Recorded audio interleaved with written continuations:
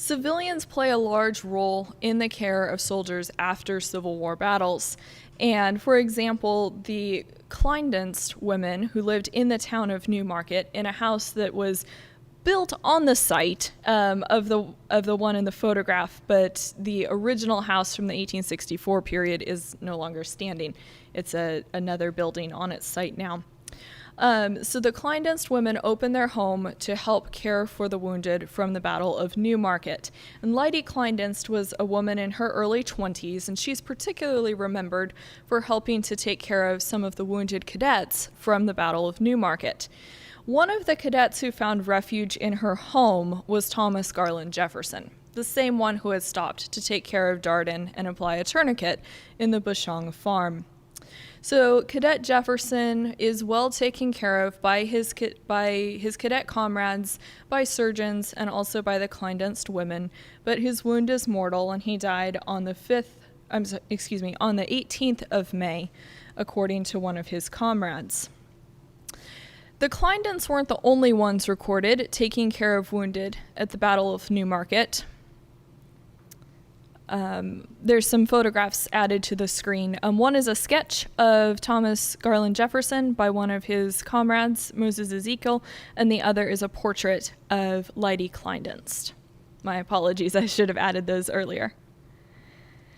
So there were some other civilians, many civilians actually, in Newmarket helping to take care of the injured, but I'd like to highlight the Unionist couple in town, Jesse and Solomon Rupert. And they were known for their Union sympathies, not particularly well liked by their Southern supporting neighbors.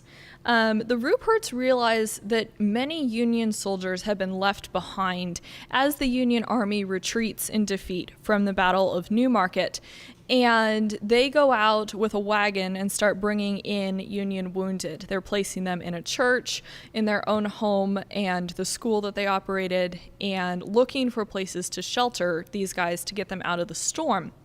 And there's a story that one of the Rupert's neighbors owned a large warehouse, and Jesse Rupert wanted him to open up the warehouse so that they could get more soldiers out of the rain, and he steadfastly refused because they were enemy soldiers and he didn't want to help enemy soldiers. And this made Jesse very upset, and she actually goes and she sees a Confederate unit moving through town, and she goes and she stands in the middle of the muddy street, and she appeals to this Confederate officer, tells him the situation, what's going on and what she needs, and he sends several men of his unit to tear open this civilian warehouse so that they can help get these wounded Union troops out of the rain.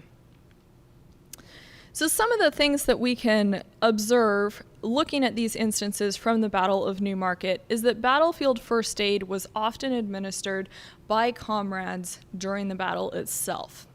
And then also that untrained civilians could take a significant role in the survival or comfort of injured soldiers.